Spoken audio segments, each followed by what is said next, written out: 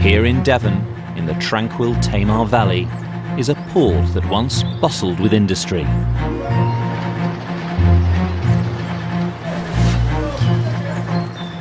Overground, farmers supplied Britain's growing towns and cities with fresh produce. Daffodils, set for London. While underground, miners extracted copper and precious minerals. Firing! Now at Morwellham Quay, archaeologists Alex Langlands and Peter Ginn and historian Ruth Goodman are living the lives of Edwardian farmers for a full calendar year.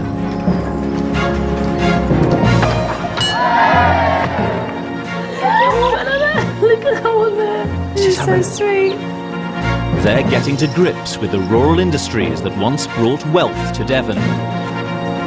Oh wow, we got something. Previously, they've restored the market gardens that once covered the valley. You'll have one, because these are all for market. Planted a field of potatoes. We've just got to hope that we get some dry weather. And rounded up a new worker from the wilds of nearby Dartmoor. One of our most important jobs, trying to start breaking him in.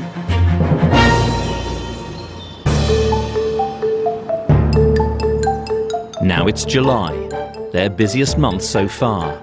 The team must harvest from the trees, the land, and the river. I tell you what, it beats scrubbing floors. But the potato crop is under threat. Some of these plants, we're getting a kind of rot on the leaves. And it's crunch time for the new recruit. I think this is going to be a bit heavier than anything he's had before. When their hard work is complete, they can enjoy a trip to the seaside, Edwardian style.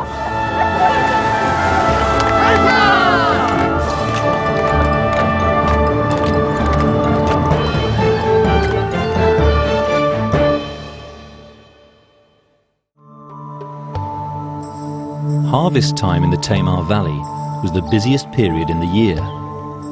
Alex and Peter will need to call on all their resources to bring in the crops. There'll be a lot to carry, so they're enlisting Laddie, the Dartmoor pony, to help. Laddie's a workhorse in training. Until 4 months ago, he'd spent his whole life roaming wild on the moor. So this has been the first step in his training, just to get this leading. You know, his head's down, his ears aren't desperately pinned back, you know, he's sort of listening around. And we're pretty happy that he's good to lead now. One of the reasons these ponies have survived and become such a feature of the rural economy around here is because right up into the Edwardian period they were carrying out crucial services to the people that lived on and around Dartmoor. And pack animals, basically, that was their major role, along with carting. And the first thing we want to do, a little bit simpler than carting, is to use the horse to carry panniers. Basically, panniers are baskets that would be laden over the horse's back, and they would take, you know, something up to sort of 30, 40 pounds worth of weight. These are 2 sacks that are filled with fleeces, and this should just act as an introduction to put baskets on there. Let them have a sniff. So, here we go. There you go, boy. Just sit here for a bit. Just marvel with this pony, actually. You know, we just throw a couple of bags on him like this, and he's not particularly bothered. He's a cool customer, isn't he? He is. You want to see how he fares, then?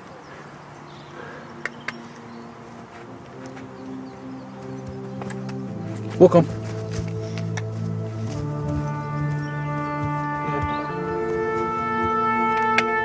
Walk on. Good boy, Laddie. He's doing very, very well.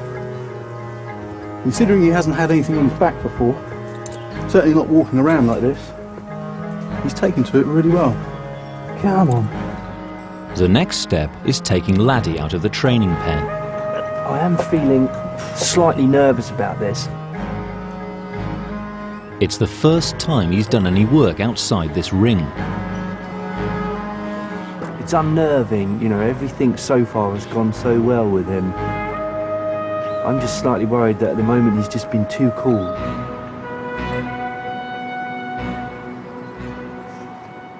The first thing Laddie will have to carry is the cherry crop, the most important July harvest for many Edwardian farmers. In the 1900s, there were 12,000 acres of cherry orchards across Britain, compared to around 1,000 acres today. The Tamar Valley was one of the main producers. Only a handful of the valley's orchards remain, but Alex and Peter are hoping to harvest the valuable fruit. They need to find one important piece of equipment. We now need the ladders. It's critical that we have the ladders. We can't offer to help out this cherry harvest without having our own ladder. It's like turning up to a tennis match without a tennis racket. Well, we certainly have a selection of ladders here. We do. Cherry ladders varied in design from region to region. In the Chilterns, they splayed out at the bottom, while in the Tamar Valley, they were straight all the way down. Wherever they were found, they had to be extremely long, because cherry trees can be up to 70 feet tall. That is a beast. Of course, the difficult thing is, Peter, is getting it out of it. Be easy. It's not going to go. Right. What do you think? Window? We've got to drop it down into here, haven't we? Yeah. The problem is, I think the building behind us has been built on subsequently. It's all breeze blocks in there. So chances are these ladders are never coming out. Watch that pane of glass, Peter. That's it. Don't. Okay, we're under. Cool. It's coming. It's coming. We're nearly there, mate. Well, of course, there's one thing getting it down, and then I've got to get it out of that entrance, haven't we? Ready? Ready? Oh. Step one. Okay, you bring it round. Yeah. And hey, presto! There we go.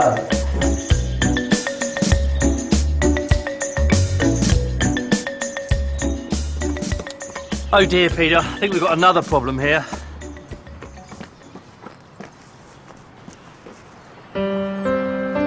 While the boys prepare for the cherry harvest, Ruth's getting on with another job for July.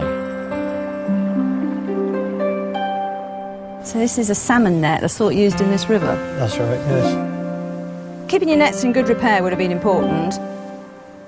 Salmon fishing was once a huge industry in the southwest, with up to 2,000 fish caught on the Tamar every year.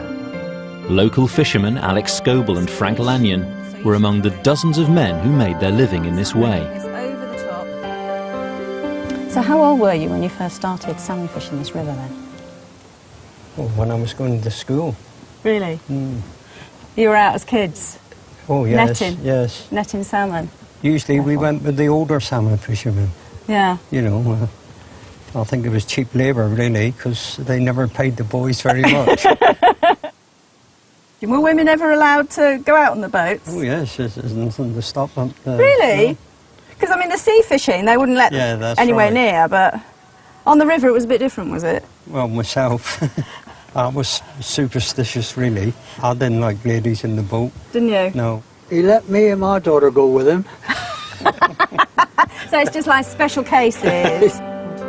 Hey! Very good, isn't it? So can I join you then on a fishing trip? Yeah, I'll take you up on that. Mend the net and we'll take you on a fishing trip. That sounds a good deal to me. Yes, please.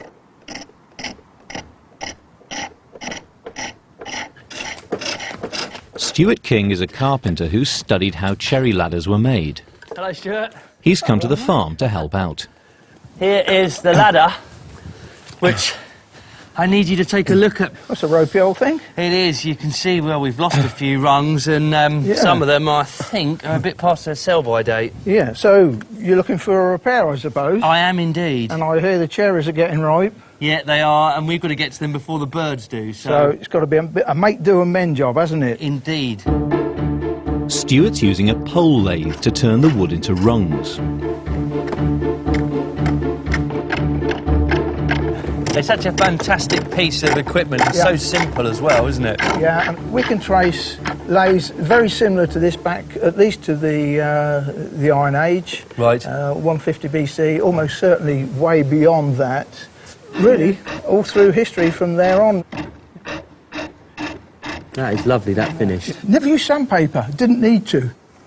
That's as far as I can go until we measure the size of the hole. Right, okay. So that we can taper those down to fit the hole. I have just the tool. Calipers are used to make the measurement. Holes vary. Yep. I'm just going to measure that one with these inside calipers. That's perfect. Perfect.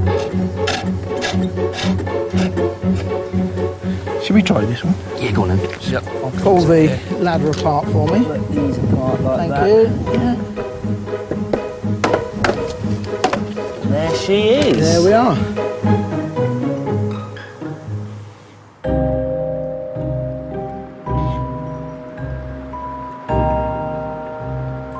Morning! Morning, hello. All the net's ready to go. Fab. Yes, all ready. Well, this is a great boat. Yeah. Either you can throw the net out or row the boat. Can I row the boat? Yes, certainly you can. See, I knew there was a reason my dad taught me to row. The traditional method of salmon fishing on the Tamar is known as seine netting. It's one of the oldest occupations on the river.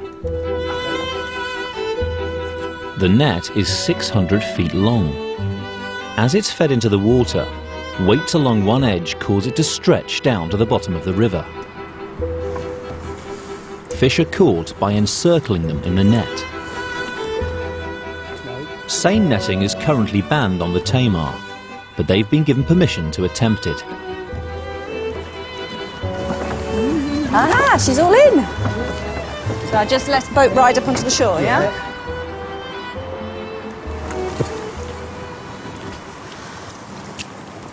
It's just sort of leaning into it, isn't it? Let your weight do it rather than pull. You're right. I'll tell you what, it beats scrubbing floors. Salmon could only be caught at certain times of year. When exactly is the season, then? Well, it did range from March, well, it was then, March to August. So what are the chaps doing the rest of the year? Well, usually men in this part of the valley would go back and work on the market garden. Nope, she's empty. Empty. When you pull the net in and there's nothing there, they call that a hop out. Hop out. That's 'cause all the fish have hopped out. So now we load up again and just go again. That's right, yeah. So what's the biggest catch you've ever had then? Well, one cast of the net, 27. Woo. But for one tide, Yeah. we had 55. Gosh, that's a lot of fish in one tide. You know, out a bit, Ruth.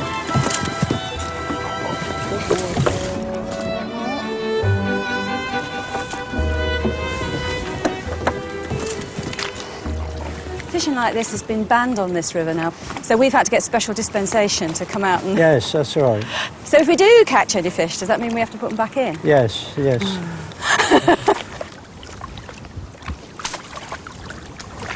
There. I'll hop out again. Hop out. Hop out, Charlie Peace. It appeals to the gamblers in life. Those who like it slow and steady don't turn to fishing. So it's not just having a woman out with you then that's caused this run of bad luck? No comment. No comment, I like that. I don't care we didn't get any fish, I had a really good day. So have I. I've enjoyed your company. Oh, thank you. Proper job. Well, you know, when they do lift the ban, give me a call. Yeah, I'll be back. we will.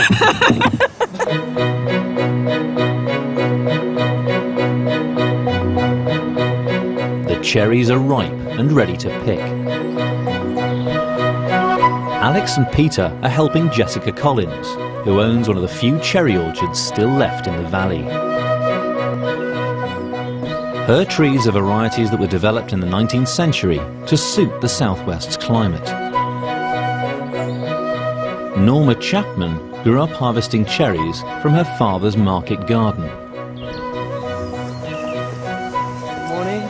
Good morning, Alex. Hello, Norma. Nice to see you. Hi. Hi, Jess. Nice to see you. So do you want to guide me then and tell me where I should be putting the ladder? I'll do my best to do that, yes. OK, excellent. Positioning the ladder could be a matter of life or death. Cherry pickers were injured and sometimes even killed falling off them. And more round this way. This tree's a funny angle. I mean, the excuses are coming out now. Those curses will be coming out later. It's the moment of truth for the old ladders. It's feeling pretty sturdy. Waiting for those telltale creaks.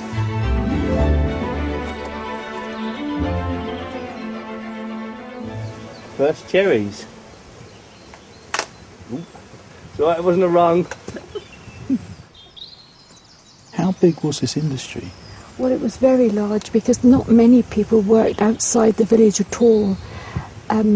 Everyone, the families went down through the generations, and as soon as I was old enough I left school and I worked with my parents until they retired. So as just a family industry, how many cherries were you picking on in a season? Well, with helpers on a very heavy season, Dad has picked 8 ton. 8 tons? That's right. That's right. But on an average, it was 3 to 4 tons a year off the trees he had. That's tremendous amount of cherries. In the 1900s, a ton of cherries could sell for £90, around 2 years' wages for the average agricultural labourer.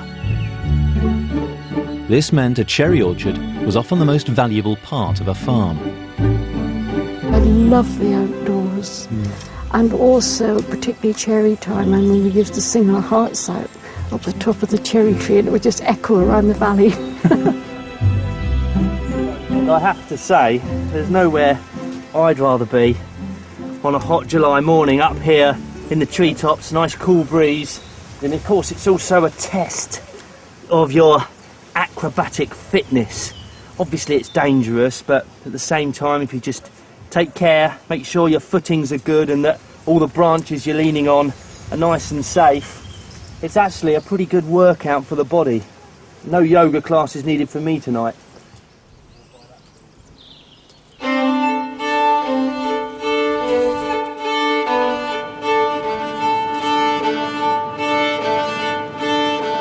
Up on Dartmoor, the weather's closing in.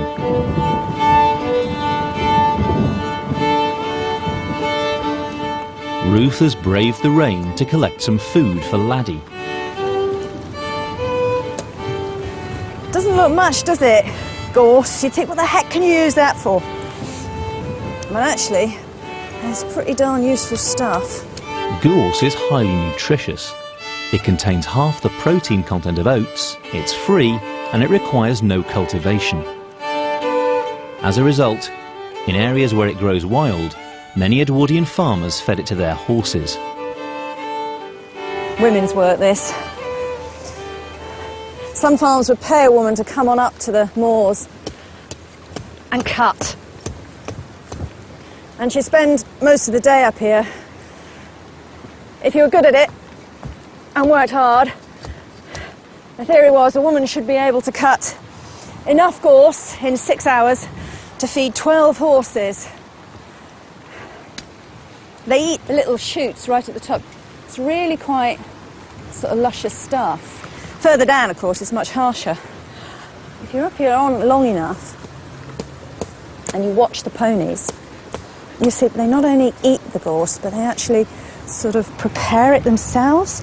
They'll pull a piece off, like I'm doing, put it down on the ground and then stamp on it with their hooves. And that stamping breaks all the sort of spines, which makes it much softer in their mouths to eat.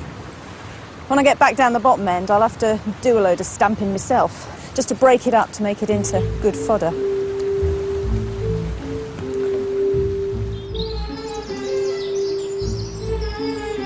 We have to pick them with the stalks in. As soon as the stalk comes out, all the juice runs out. Of course, if you don't, you can eat them.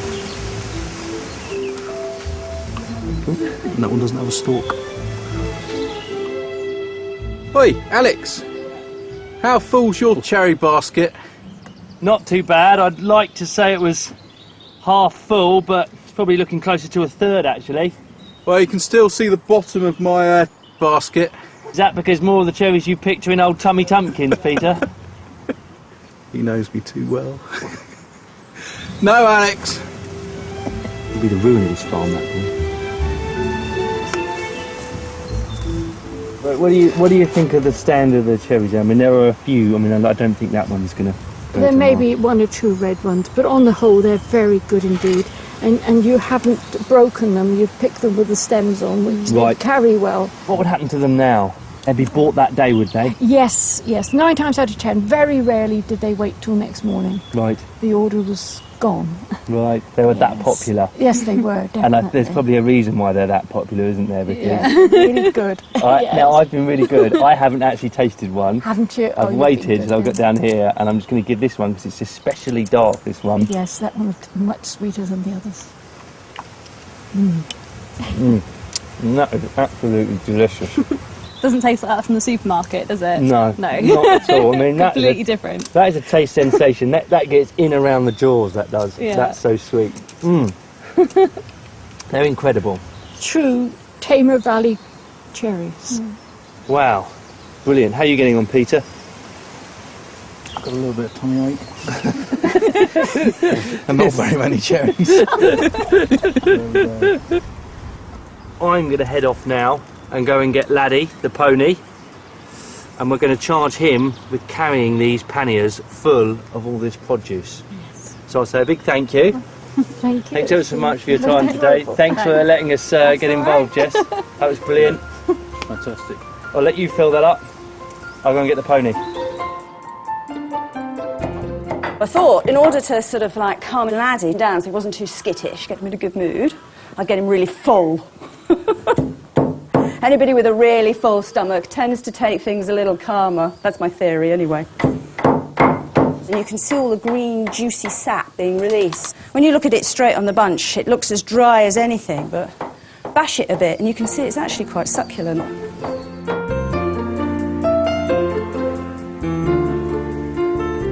Oh, is that better?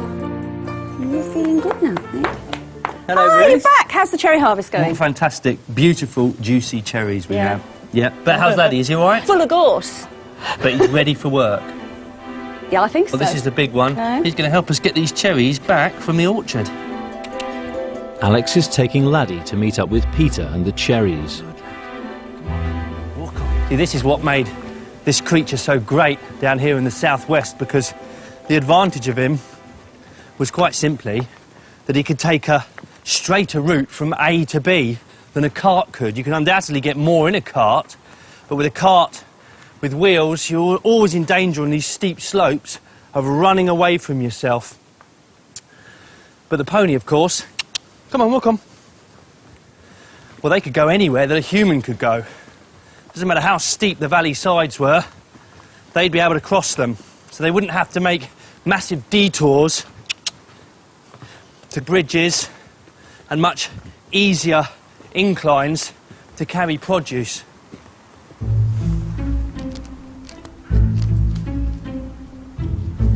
Feeling sorry for Laddie. This is quite a weight.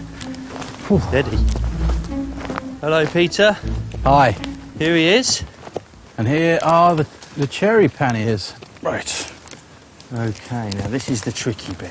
I think this is going to be a bit heavier than anything he's had before. Okay, I've got the edge of this one. Got that one. I just hope he's going to be all right with this weight. What do you reckon, fella? Yeah. Hey? Walk on. Come on, Laddie. Come on, Laddie. Good boy. First day of work. How does it feel? Come on. Good laddie. Good lad. These panniers do seem to be working out really, really well. He's just taken to this like a duck to water. It's amazing. It really is. You would not really fathom the fact that he was a wild pony on Dartmoor merely a couple of months ago. And now he's an integral part of our farm team. He's the guy doing all the work.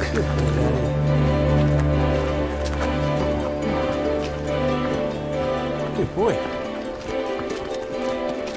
At the cottage, Ruth's making sure the cherries last. Can't possibly eat that many fresh, so I thought I'd preserve a whole load for the rest of the summer.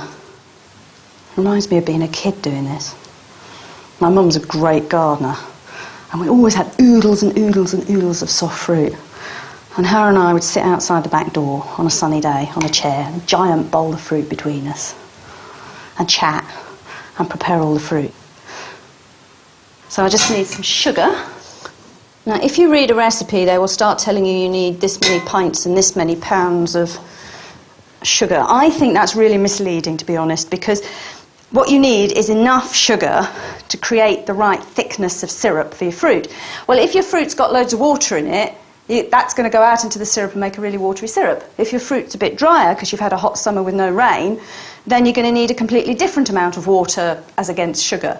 So I always think the best way is to ignore the recipe and look at it. And as the fruit cook, they're going to sort of gently release the water that's in them. So I should be able to see how watery it's going. And then I can add sugar until it looks the right sort of thickness, until basically the sugar doesn't dissolve. If it starts to feel gritty in the pan as I'm stirring it, stop adding sugar. So if I put that on that corner there, so they'll just very gently sweat in there. Right, there, about done. If there was a secret ingredient in this recipe, this would have to be it, the jar. But by the Edwardian period, very cheap, readily available glass jars were on the market by a number of makers, but particularly the Kilner jar. Kilner jars revolutionised home preserving. Invented in the 1840s, this system of jars had airtight seals and interchangeable parts, so any lid would fit on any jar. You wouldn't think something like a different sort of jar would make such a difference to ordinary people's diets, but it did. If you can preserve your own fruits and jams easily and cheaply, then the amount of vitamin C that an ordinary family can get through the winter just rises enormously, doesn't it? I mean, we're so used to being able to get fresh stuff from all over the world, but in the Edwardian period, preserved fruit and veg was relatively new in common people's diets. And this is the format it was most often in. So there's my cherries in my jar, rubber seal on the top, and my glass lid slips all over, and a screw top. And of course, because it's gone in hot, as it cools, I get a vacuum, and that will help the preservation. And we shall be eating cherry puddings, cherry pies for ages. Bringing in the cherries was cause for huge celebration in the Tamar Valley. Throughout the Edwardian period, a local landowner hosted an annual party for the children on his estate. This was known as the Cherry Feast. Here we go, cherry pie. Chaps, take a seat. It was often attended by a rector from the Church of England. Well, I think, boys, you should take off your caps. You're going to say your prayers. Let us pray. In the name of the Father, and of the Son, and of the Holy Spirit. Reverend Lamb is the rector of nearby parish St Melian. May the Lord make us truly thankful. Amen. Amen. Amen. Would anyone like a cup of tea? One, two, find out. The cherry feast was specific to this locality, but at the same time fairly typical of local harvest celebrations. It's very much a sort of an establishment thing, isn't it? You've got the lord and the manor, or the equivalent of, the owners of the estate, putting on these sorts of feasts, and you get the established church being involved. Well, the vast majority, of course, of the cherry orchards were owned by the large landowners, and it was a way of saying thank you for the tremendous effort they put in. This child has not finished his pie. An unseemly waste of good food. He needs more tea, that's Oh, dear me. Well, I'm sure a little more tea to wash it down. This sort of food, I mean, cake and pie and cream, this would have been quite a treat. Oh, huge, yeah. And also the great fun of eating outdoors. Yeah. But it's sort of a street party atmosphere, Yeah. it would have been. But they would have been on their best behaviour. Even so. Even so, yeah. Harvest celebrations were a welcome break for Edwardian farmers. Rural workers' holidays were few and far between. Many farmers only had one day out a year. So that's the cherry harvest over and done with. Yeah, potatoes next. And have a little thing to cheer us up. The church, day outing at the seaside. Really? Yeah. Our Methodist chapel at the seaside. Fantastic. Yeah, but What? I know. What? you're going to have to smarten up, Peter, at some point. Well, They won't let you on the beach, Peter, looking like that. Don't worry, mate. I'll get you a suit. A suit to die for.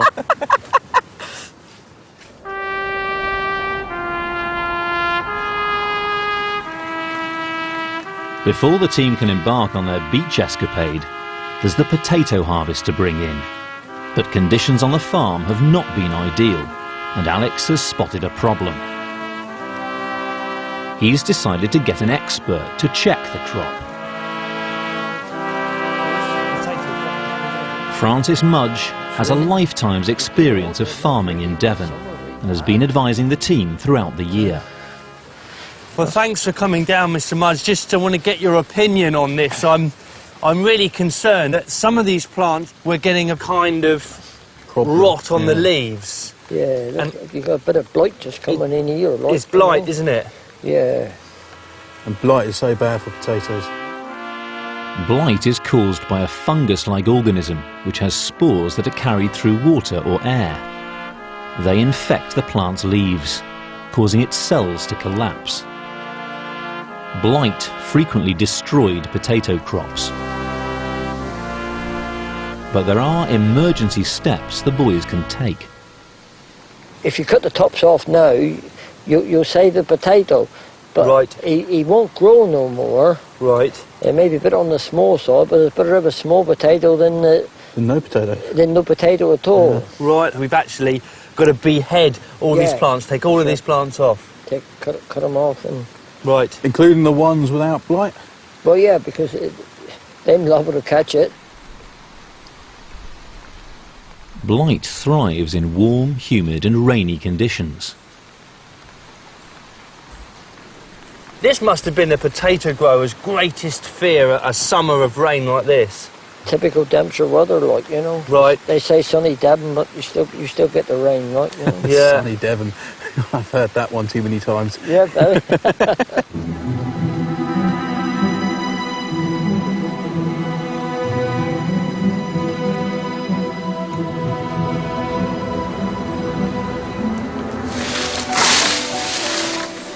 I have to say, so far I've been really proud of this potato crop, but I have in many ways forgotten about blight, potato blight. It's really probably one of the most famous diseases, and it's caused what we might term almost sort of medieval-like famines during the 19th century, and there would have been people in Edwardian England and Ireland who would have remembered the great famines of the 1840s, the great Irish potato famines. So you can imagine farmers with that memory stepping out into the field, seeing the rain, and you could watch the colour drain from their faces as they observed the blight taking hold in the potato crop, knowing that one more year they're going to lose that harvest.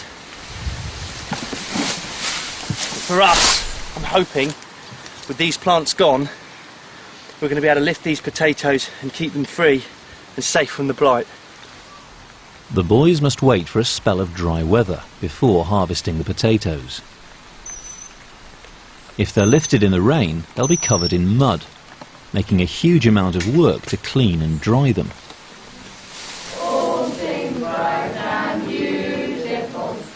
To bring in the summertime crops, many farmers enlisted extra help. Ruth's found one potential source. We need some labour for our potato harvest. Cheap labour. That means child labour. And like many Edwardian farmers, we've got our eye on them. They are the cheapest labour about. It's not difficult work. It just needs lots of little hands. Children's labour had always been central to the rural economy. Their work, whether it be picking and harvest, clearing stones off the field, scaring birds, had always been the little bit of extra labour that tipped the balance, that made the difference between a farm being economic and not economic. Sit. In the 1900s, Morwellham had a village school. Hands together, bow your heads in reverence and close your eyes. Valerie Aldred is a teacher who reenacts classes from the past. In the classroom there would have been probably around 60 children, depending on the time of the year, because in the summer when the harvesting was taking place, most of the boys would have been out on the fields doing their jobs or helping their fathers, and the schoolmarm probably would have turned a blind eye. Confirm the authority of the mother over the sons. Around the turn of the century, there was a shift in the way people thought about schools. For the first time, many began to believe that children's education was more important than their jobs. From the 1870s onwards, a series of laws made schooling both compulsory and free. The school leaving age rose, but there was still a demand for children to work. When I say the words commence, I would like you to... The school leaving age was raised to 12, but if the children were able to pass their standard exam at the age of perhaps 10 and a half, then they were allowed to leave. So the pressure on children to get through that exam from their families could be intense. Maybe at 10 and a half you could be bringing in money that made the difference between meat once a week and meat never. But only if you could pass the exam. And immediately I can see that one or two of you have improved, and one or two of you need to practice a great deal more. Practice makes perfect. Repeat. Practice makes perfect. And again. Discipline was extremely important, bearing in mind that, of course, adults were superior to children. Children should be seen and not heard. And speech is silver, silence is golden, and the schoolmarm was queen, absolutely, and the children did what they were told or they were punished. They'd probably be quite glad. Have a bit of running around in the mud. Once the potatoes are harvested, the team will head off for a trip to the seaside. Ruth's called in an expert to help her prepare. Luca Costiglialo is a costume designer who specialises in historical clothing. Hello. Luca! He's come to show Ruth how to make one crucial garment. I've always really fancied one of these bathing suits. I don't know why. They could really be made by anyone anybody at home. Yeah. Edwardian swimming costumes were made from woven fabrics such as wool crepe. I've always been fascinated with the idea of wearing wool to the seaside. I've always wondered what happens when you come out of the water, how, how baggy the costume will become. And yeah. So I'm just going to cut the pattern out.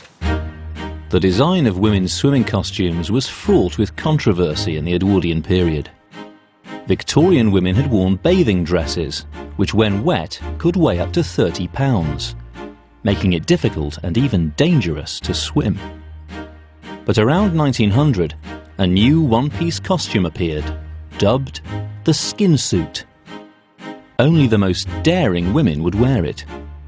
Luca's chosen a more traditional option for Ruth. I decided to go for a two-piece, a little blouse with a belt and some bloomers. I think is the... Okay, I'm ready to cut the cloth now. Bright red, what a choice of colour. I think it's quite a nice colour to wear on the seaside. I mean, I don't think anyone was really supposed to be that attractive in this kind of clothes. It's not a sunbathing suit, is it? No, not at all. Only for wearing in the water. Exactly. Let's get the needles out. When are you going to the seaside? Well, next week, I think, is the plan. Oh, where? It's a town called Lynmouth. I'm so sorry that I'm not going to be there seeing you bathing in the sea in this. Right, I'm ready to go on the machine. Yeah? Yes. Ooh. I love the gold foliage. The length of stitch as well as the forward and backward stitch is controlled by the stitch regulator handle A. See illustration. Sewing machines were indispensable to many Edwardian women. Though ready-made clothes could be bought in department stores, a lot of women still preferred to make their own. I love these old machines. But I mean, look how beautifully the bobbin gets filled. It's just engineering so precision, precise. isn't it? Once you get into the rhythm of it, you can go quite fast.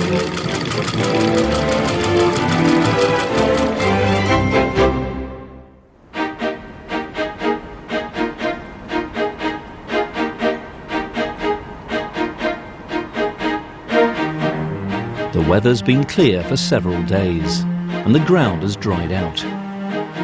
At last, the boys have a window to harvest the potatoes. Local farmer David Udy has brought along his potato lifter. This type of plough was invented in the mid-19th century, when potatoes began to be grown on a large scale. Bit stony just as you go in here. Oh, look at that, look at this. Bountiful crop. A river of potatoes. I'm just overjoyed to see that we don't have any signs of blight on the potatoes, so it was definitely worthwhile cutting the heads off. But the lifting plough is struggling to dig out all the plants. It's just about getting this plough to the right depth so that we get underneath the plants and lift them all out. I mean, it's a fairly heavy-duty piece of kit, isn't it, these ploughs? Fortunately, David's brought along another contraption, a potato digger.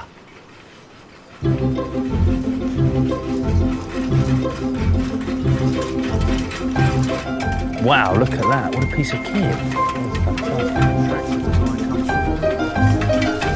Well, let's see what it can do. Yeah. Potato diggers were another device that first appeared in the 1850s, but it took decades to perfect the design. They came into common use around the turn of the century. It's lethal.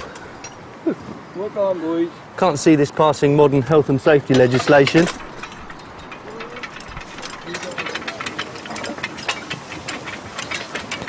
Oh! It's raining potatoes. Look at that, and it's not missing a potato either, is it? Fantastic. The digger lifts the potatoes totally clear of the soil. Wow. This was a big advance for farmers. For the first time, they had a machine that left their crop cleanly on the surface of the field. Smashing. Steady, boys. Steady. Whoa. So this is a much more clinical exercise, isn't it? Oh yeah, very much so, yeah. Yeah, big improvement on the other machine. It's almost like a fun fair ride for the potatoes. Make a farmer of you yet, Peter.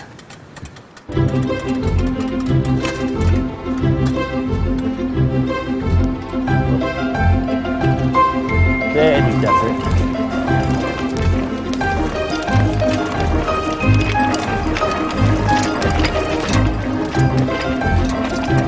Oh! Smashing.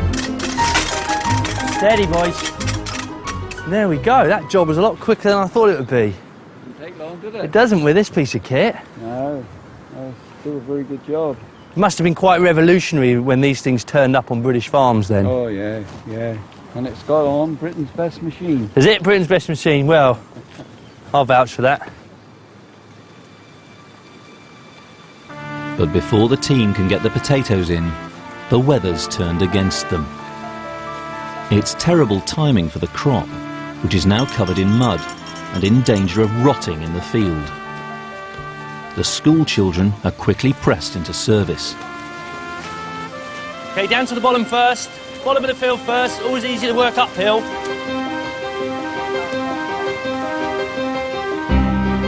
Even the very smallest potatoes need picking up, okay? Ones you wouldn't even consider eating. We don't want any spuds left behind. We want a really clean pick. Absolutely every potato, even the very smallest potatoes, they'll grow back next year. and we don't want them to grow back next year because they'll carry disease on year on after year. So we've got to pick up every single potato. This really isn't the potato harvest I'd envisaged. I was looking forward to blazing sunlight, lovely dry friable soil, clean potatoes, sun on your back, but unfortunately it's sheeting down. And this really isn't the weather in which you want to be picking potatoes. I can't move. My shoes are full of mud. I've scraped them off. Less talk, more action. More baskets here. Chop, chop, lads. Obviously Alex right now has his own little army. Bit like Fagin. You're slow. Come on, we've got to get this meal done by the end of the day. It's full. Go on then, run it up to the farmyard. Chop, chop. Right, you two standing around doing nothing, that one can go up the top, please.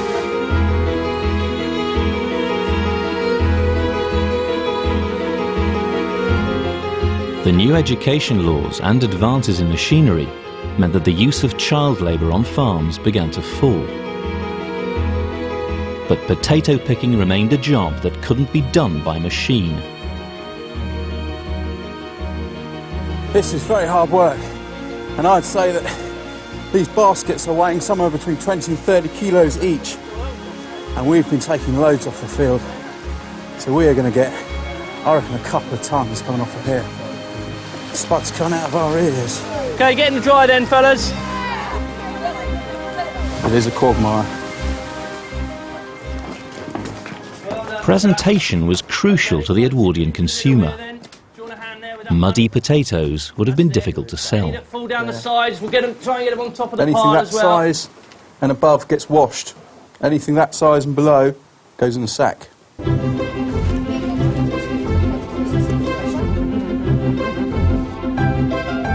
I like your system. It's good ingenuity. It increases productivity, which means you get paid more. Yeah. Do you know how much you get paid?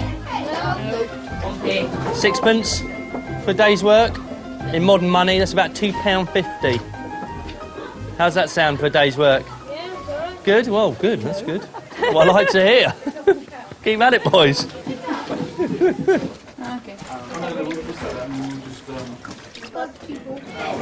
It's fun listening to these kids enjoying themselves. It must be said, however, that their Edwardian compatriots would have been made to work in silence. After all, you do more if you're quiet, you're concentrating on your work. So there wouldn't have been quite so much chatter as there is today. Good sack there. That's a good sack of spuds, that is. Oh, flipping heavy. Right. It's been a hard couple of months. Thankfully for us, we've got a day out coming up. It's the church out into the seaside. I've been thinking about it for ages. Fingers crossed for the weather.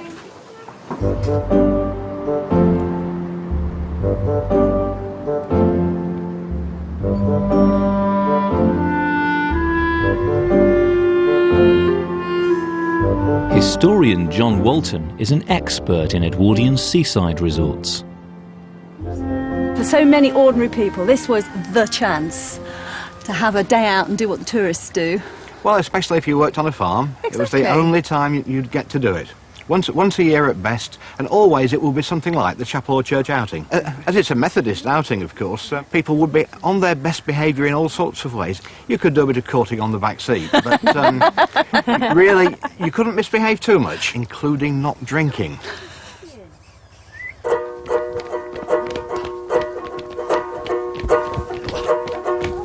Sorry we're late. What's this? It's a seaside booth, isn't it? Do you like Where the hell you get them? Lots of pretty ladies at the seaside. Well, the reason we're late is because of this thing on Peter's face. You look smart. You do look smart, I'll admit, you do look smart. Jealous. So where's the charabanc then?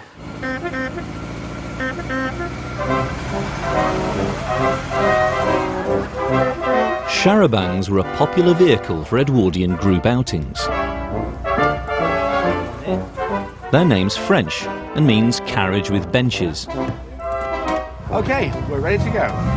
Originally, they were pulled by a team of horses, but in the 1900s, motorised charabancs became an exciting new alternative.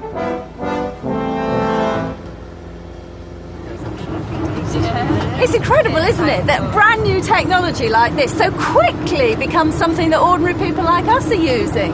Yes, only of course in this form. The coach of the car. Ordinary private cars were for pretty wealthy people and doctors. This is how you crash onto them. There was a regular route 3 times a week of a charabanc by 1908 right through our village. That is really early, and it's because of course it is such a touristic area and the railways didn't go to a lot of the most scenic places. Look at her. She's a cracker. Unlike being in a train compartment, you're all together, you can have a sing-along. If it's not a Methodist outing, you can even have a crate of beer in the back. That sounds such fun. Oh, well, that was one version of it. But here, of course, it's got to be lemonade. Lemonade, naturally. No alcohol. No.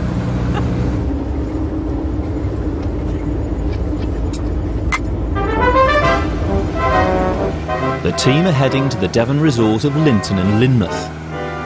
Before the late 19th century, it was hard to access. The beach lies at the bottom of a 500-foot cliff. But a major feat of engineering opened it up to tourists: a funicular railway. This is a fantastic piece of technology, John. When was it built? It opened in 1888, at a time when this sort of thing was being set up all over Britain, all over the coast, and some inland too. But this is an amazing place to have one. It was 20 miles from the nearest railway, and really it was in the middle of nowhere. This is all about tourism then, that's the industry that's taking off. Absolutely, obviously it's convenient to be able to get from Linton at the top to Lynmouth at the bottom and back again. But it's for tourists rather than locals. Oh, we've actually got just a tiny little patch of it. But I love the sea, don't you? Edwardian Britain had the most developed system of seaside resorts anywhere in the world. There were almost 150 of them, welcoming millions of visitors each year. The seaside was packed with distinctive entertainments. Ladles and jellyfish, we are the Pier Echoes. Huzzah! Tony Liddington manages a troupe of historic performers. I've never seen a Piero bunch at the seaside. Is it a particularly Edwardian thing? Well, it started in 1890 in Britain. And they would perform on promenades and on the beaches, and they'd collect the pennies and the halfpennies from people sitting around. I say! What do you say? What quivers and lies at the bottom of the ocean? I don't know. What quivers and lies at the bottom of the ocean? A nervous wreck! It's the equivalent today of a kind of indie pop chart or a kind of stand-up comedy club, but that's where people learnt their trade as to how to perform in front of the public. We all do! Everyone delights to spend their summer holiday. It's a really distinctive look, isn't it? Well, it comes from the commedia dell'arte originally, and the character of Pedrolino, who used to wear completely white. So that's the sort of Renaissance street theatre from Italy? Yeah, the Italian comedy, some people call it. It's where we get Mr. Punch from as well. Is it? Yeah. Settle down, you save up all the money you earn till summer comes around. Then off you go to a spot you know where the cockle shells are found. Sing along with yours, ladies and gents. Beside the seaside, oh I do like to be beside the sea. Oh I do like to stroll along the plum where the brass band plays pom. Just let me be beside the seaside, I'll be beside myself with glee. Oh there's lots of doubt beside, I would like to be beside the seaside, beside the sea.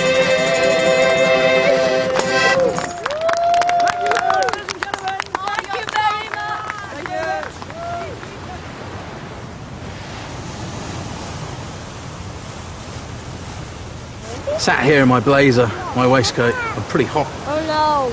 I think dip in the sea.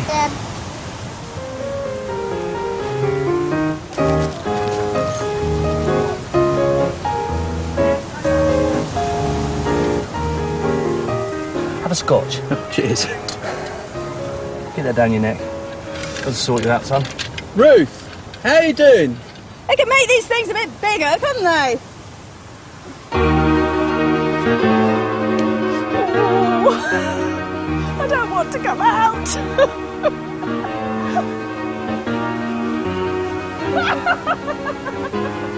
We ready for this? 1, 2, 3.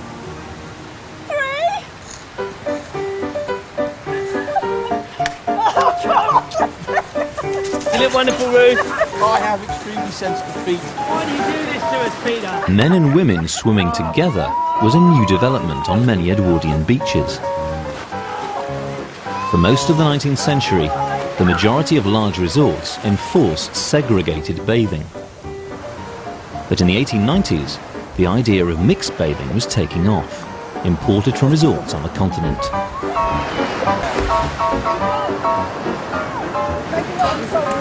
Oh, I feel better for that. We could have picked a better bathing beach, but that was fantastic. Oh, I felt invigorated. Oh. It was good, wasn't it? It really was fantastic. good. I've certainly built up an appetite now. Yeah. I need a good Edwardian bit of grub. Here we go. Mr. Punch, where are you? It's been quite a classic day at the British seaside, hasn't it? A classic Edwardian day at the British seaside, Indeed. Peter. Yeah, well, when you only get one day a year, it's got to be good, isn't it? Here we are finishing up the day with fish and chips, that great Edwardian dish. Now, I'd always thought fish and chips was a more recent dish, you know, 70s, 80s, 90s. Well, it developed really in the last quarter of the 19th century, quite explosively, with steam trains, with steam trawlers, with refrigeration, and more popular purchasing power. So pretty much everyone in England could have had a fish and chips supper at least once. Oh, probably once a week. Even people in rural areas could enjoy a fish supper, brought to them by a horse-drawn fish and chip van. Well, it's been a fantastic July for us, it really has, and to end it with a traditional Edwardian seaside experience has really put the icing on top of the cake, hasn't it? But you're not escaping until I've got a photograph of you all. Well, actually, John, perhaps you could take the picture when we get all three of That us. seems a really good idea. Thank you. Ready, boys? Charming man. Charming, yes.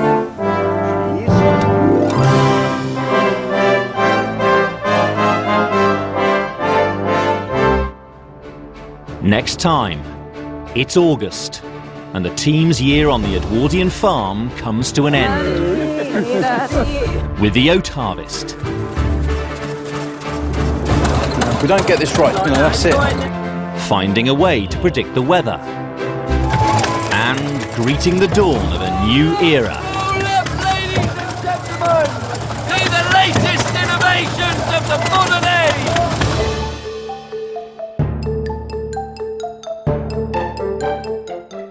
And if you're enjoying life on the Edwardian farm, then check out the book which accompanies this series.